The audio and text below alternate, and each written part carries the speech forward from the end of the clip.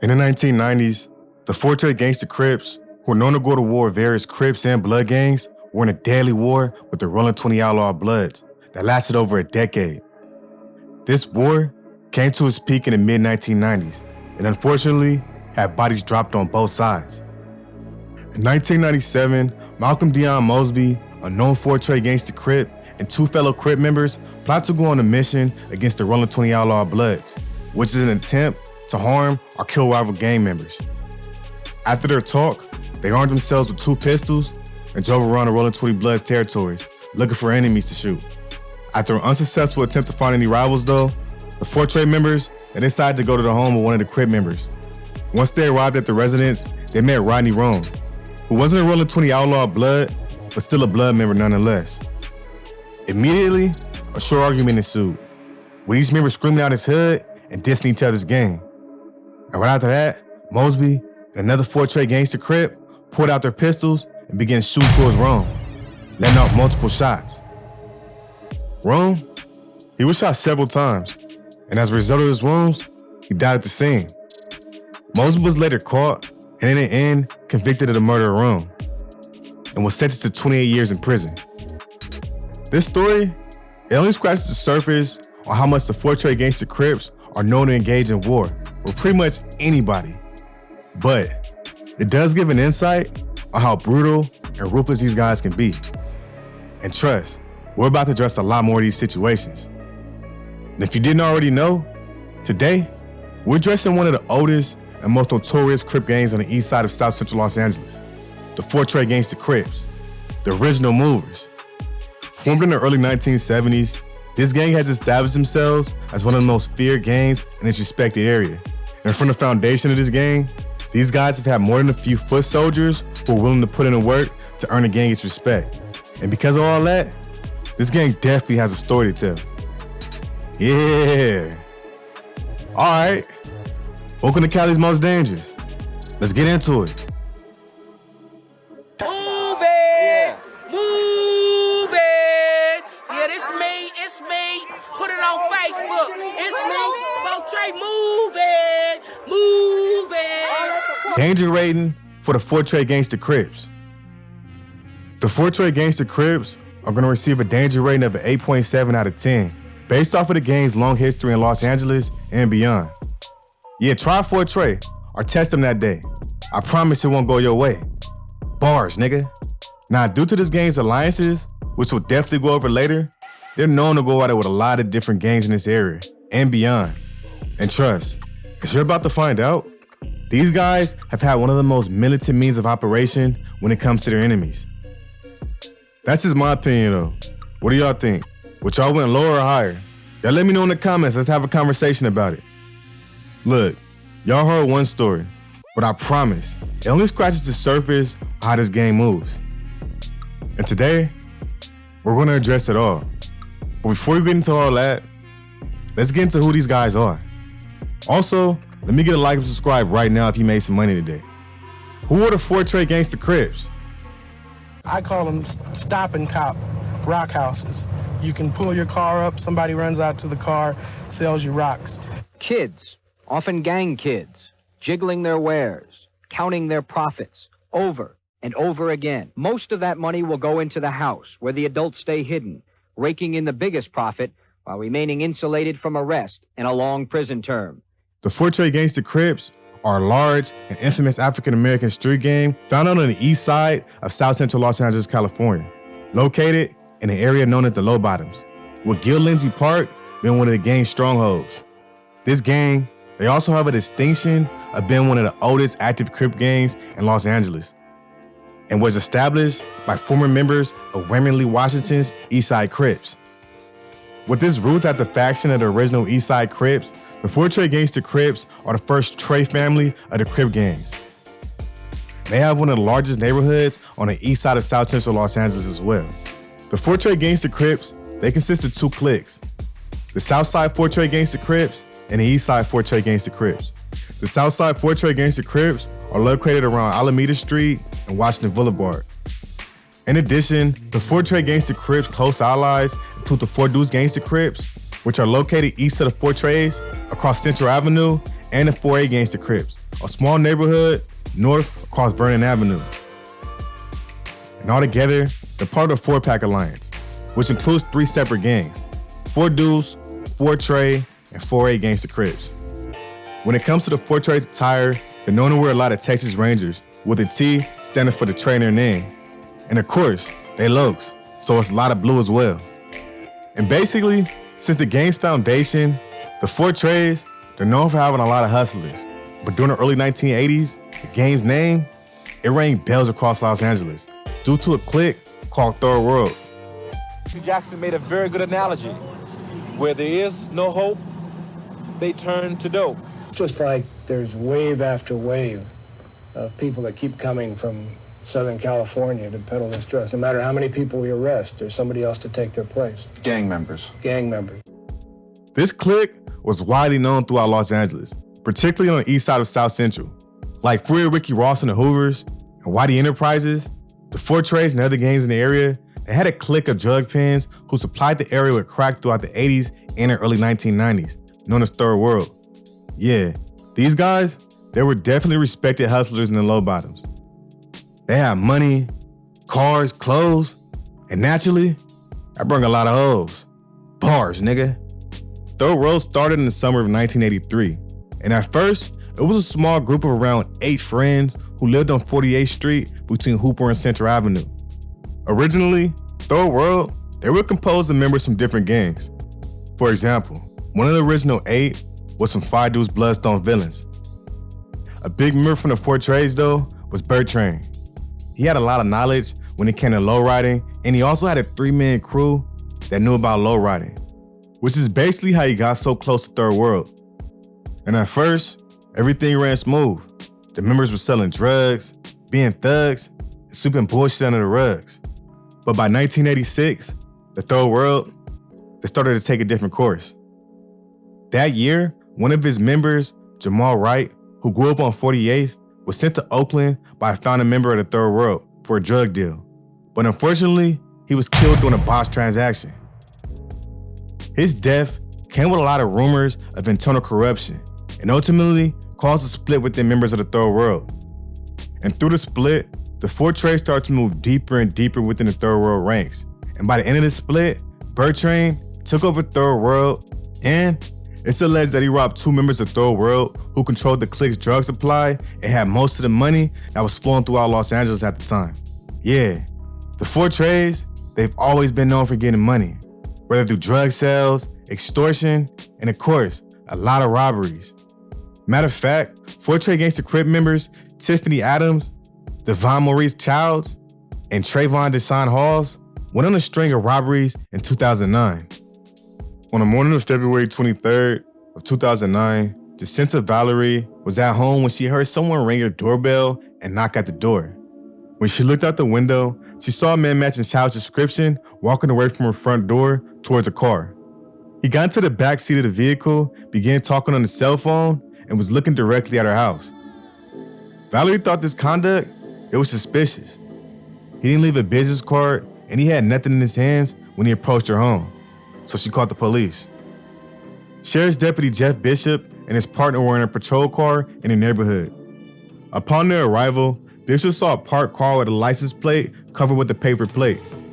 Adams was in the driver's seat, and Childs was in the back seat. As Bishop drove by, he noticed that Adams and Childs had surprised and shocked expressions on their faces. The car, it was parked in front of Evelyn Sandberg's house, but she was not home, and the side gate of her residence was wide open. When Adams saw the deputies, she made a cell phone call to Halls. While she was on the phone, Bishop approached her car and grabbed her cell phone because he believed she was communicating with another suspect. Bishop's partner went to the rear of Sandberg's house and saw that the rear door, it had been pried open. Sheriff Deputy Kristen Scott received a call about the Sandberg burglary and was informed that one of the suspects had fled westbound from that location. Meanwhile, Tamala Dietrich, whose home was 2/10 of a mile away from Sandberg's residence, saw Halls get into a shed on her property. So she called the cops, and shortly after, Scott arrived at Dietrich's home.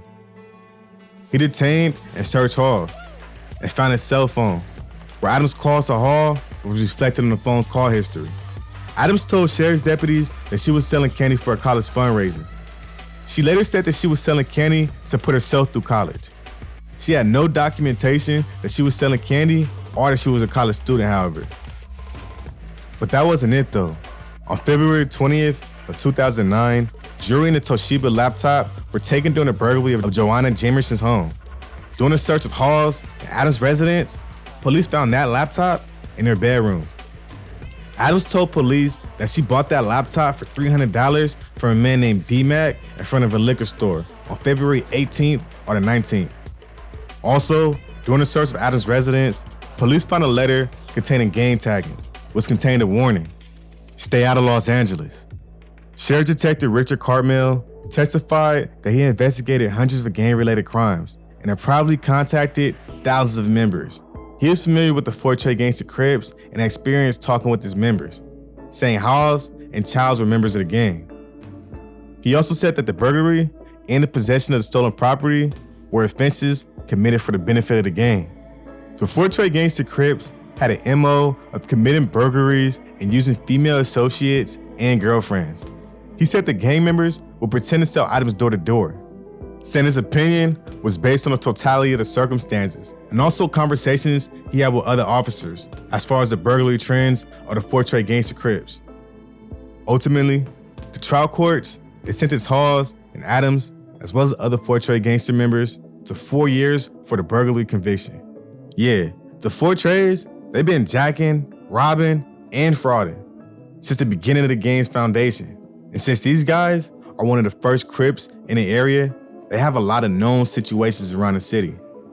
But before we can get into all that, we have to go over the history of the Forte Gangster Crips. History of the Forte Gangster Crips. In order to fully understand the history of the Forte Gangster Crips, which is one of the oldest Crip gangs in Los Angeles, we have to go back over 70 years. Like New York had the Harlem Renaissance era, which was a movement composed of prominent African-American jazz musicians that was an intellectual and cultural revival of African-American music, dance, art, fashion, literature, theater, politics, and scholarship throughout the 1920s and 30s. Los Angeles had a similar movement going on the east side of South Central Los Angeles. On the West Coast, particularly though, in this section of Los Angeles, there was a creative electricity going on in the air. Black artists were thriving, and the creations ranged from write-ins, dance, music, drama, visual arts, and much more. Like their counterparts on the east side, these artists sought to capture the African-American experience in rich and diverse ways. This was the Los Angeles Renaissance, a 40-year art movement strongly inspired by the Harlem Renaissance. And during these times, many saw themselves as a part of a larger African-American movement that brought a sense of identity and purpose across the nation. Though the Los Angeles Renaissance, which took place roughly between 1915 and 1955, took many of its cues from the Harlem Renaissance, however, there were several key differences. The LA movement was much more racially diverse, with blacks, Latinos, Asians, and white artists all finding ways to thrive in it. It was also much less centralized in its East Coast counterpart. Black communities, they were spread throughout Los Angeles, but there were two neighborhoods sitting on Central Avenue and West Adams where black residents created a thriving economic, social, and cultural district. Unfortunately though, the Los Angeles movement started to come to a halt throughout the 1960s, and after the 1965 Watts riots, which was riddled with 34 deaths, 1,032 injuries, and 3,438 arrests, with most being unjustified, nothing was ever the same. Debate rose quickly over what had taken place during the riots, as the area was known to be under a great deal of racial and social tension.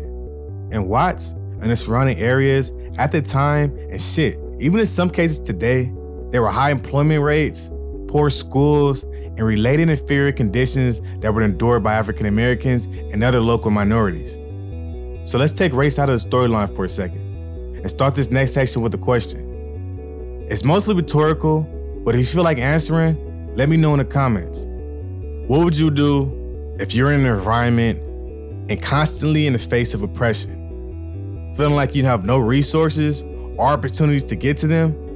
are simply hated because of the way you were born. From what history tells us, examples like Nat Turner, who was an enslaved man who led a rebellion of enslaved people on August 21st of 1931, factions, they start to form in order to create their own support system, a sense of protection and a means of operation to rebel against the oppression. And in Los Angeles' case, the situation played out just like this. Small groups and factions, they formed throughout Los Angeles in the 60s, like the Businessmen. Originally, these groups, they sought to protect the neighborhood and the people in it. But at the same time, these guys were young. And without proper guidance and leadership, similar to Nat Turner's situations, whose actions set off a massacre of up to 200 black people and a new wave of oppressive legislation prohibiting the education, movement, and assembly of slave people, the formation of the new groups like the Crips and Bloods, whose intentions started off well, started the massacre of thousands of minorities. This time though, meant from the hands of our fellow brothers and sisters. By the early 1970s, members of Raymond Washington's Eastside Crips started to branch off and create their own specific identities. And the Forte Gangster Crips formed around 1971 or 72 as the first Crip gangs to break away from the Eastside Crips. This is honestly why history plays a big part in the alliance between the East Coast Crips and the Forte Gangster Crips. The East Coast Crips started off as the Eastside Crips, who would naturally be close to the Fortes, then one of the first gangs branched off from the Eastside Crips. So, they're definitely gangsters, even starting to turn moving, but they never switched up or chose sides when it came to the war between the 8-Tray Gangster Crips and the Rollin 60 Crips, which is why today, they have a lot of enemies who fall under the Gangster Crip umbrella. Rivals of the Forte Gangster Crips. In March of 1997, Glenn J., a known member of the Forte Gangster Crips, was beaten up by a rival gangster Crip, the Marvin Gangster Crips. Because of this beating, numerous shootings occurred on the following days, resulting in the death of Tyrone Hayward, a Marvin's Gangster Crip member. Assuming that the Forte Gangster Crips were responsible for the murder of Haywood, Marvin's Gangster Crip members Don Carlos Morgan and Richard Stave Hammond were out for revenge. And a few days later, they were looking for blood. On April 2nd of 1997, at approximately 5 p.m., Forte members Michael Blessed, CC, and TT were sitting in Blass's Buick Regal on East 43rd Street in Los Angeles when a small turquoise car pulled up right next to the Buick. Upon approaching the Buick, one man leaned out of the passenger seat of the window holding a rifle, while another man yelled, "Fuck Fort Tramps," which is a derogatory term for the Fortes. Right after that, gunfire erupted, with over 30 bullets hitting the Buick. During the firing, all 3 occupants of the Buick were hit, with Blessed receiving several wounds that unfortunately proved fatal. Later that evening, 2 police officers were driving around the area looking for Forte members, expecting possible retaliation. The officers spotted Morgan walking along the street. Morgan looked at the officers, pulled out a gun, and pointed at him. One of the officers, they drew their firearm, but surprisingly, he didn't shoot. Morgan ran and tossed his gun away, but he was eventually apprehended and his gun was recovered. A cartridge casing discovered at the shooting scene had been fired from the gun Morgan discarded. At trial, CC testified that Morgan was the person leaning out of the car window holding a rifle, and Hammond was his passenger who dissed the Fortes. In a tape interview, a bystander told police that it sounded like gunfire came from 2 different weapons. In addition, a former U.S. Marine who had stolen an M16 rifle from a Marine Corps base testified that he had given the stolen rifle to Hammond for safekeeping, but never saw it again. One of the cases found at the shooting scene was that of a type typically fired from an M16 military-style rifle. In the end, the trial court sentenced Morgan to life in prison without the possibility of parole, plus 2 life terms, plus 41 years and 4 months as well. Yeah, it's safe to say he's not getting out anytime soon.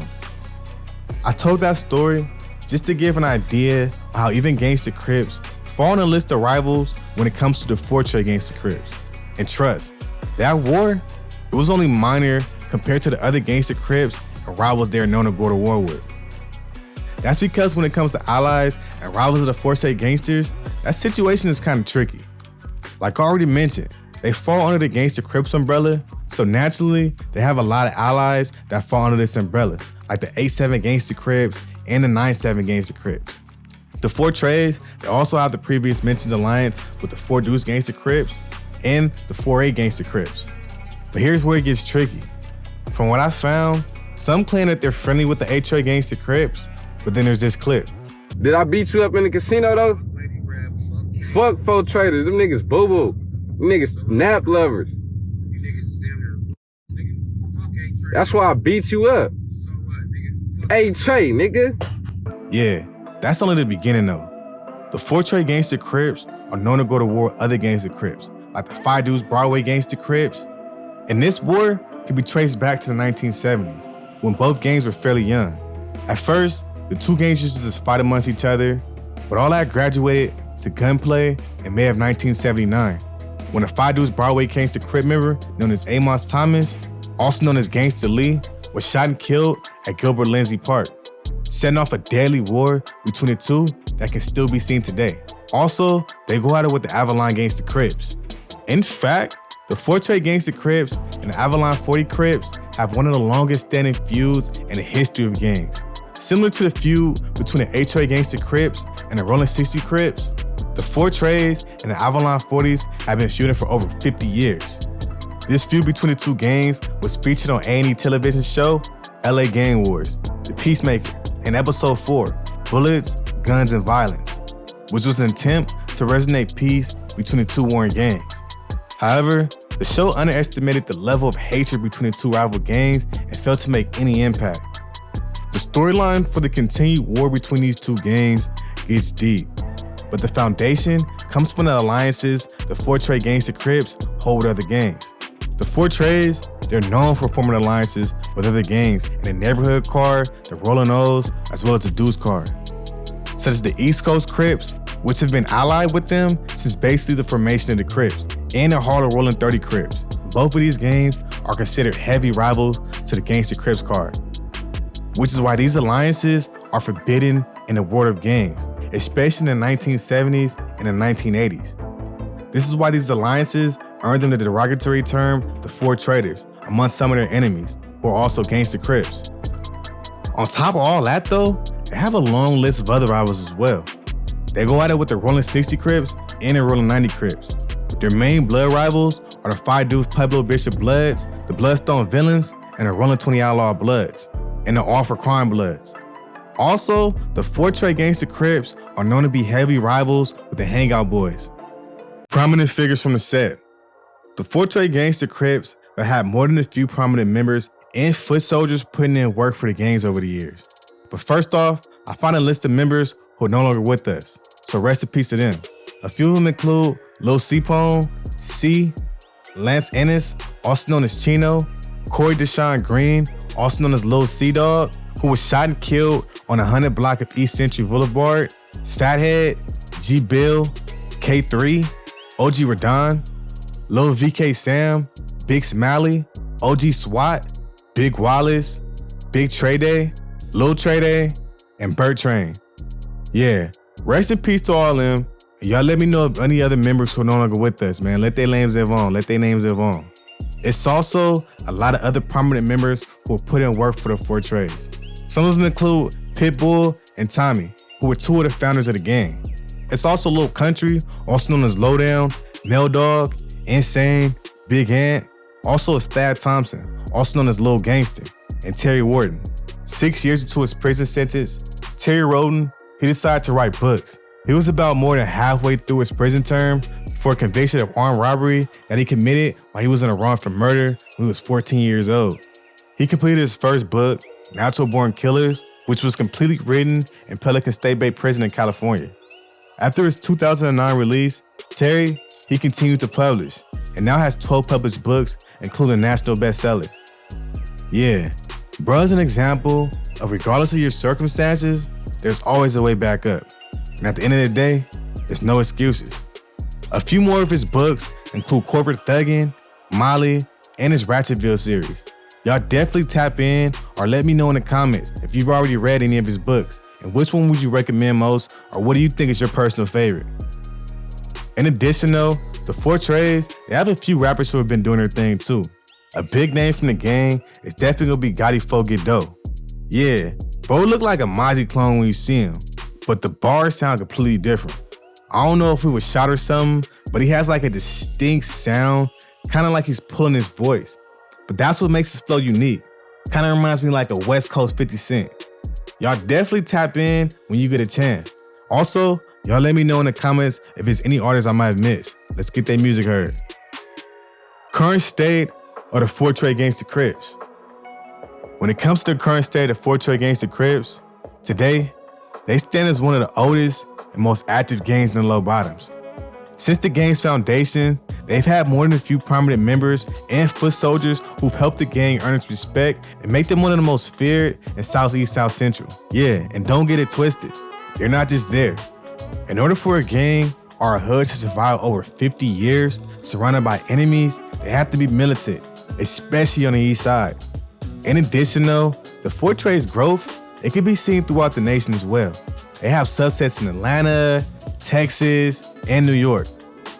I actually got a lot of B-roll from a hood day in Atlanta out there, so shout out to them. Y'all also tap into J Rich TV's channel. If you want to get a full video, I'll leave a link in the description. But y'all let me know in the comments I'm living out your state, man. Rep for your state. That's it for the Fortray Gangster Crips though. You guys got any crazy stories about these guys? Any close calls? Did I miss anything? Did I get anything wrong? Y'all let me know in the comments. Let's have a conversation about it. Don't forget to like and subscribe. Y'all stay safe or dangerous out there.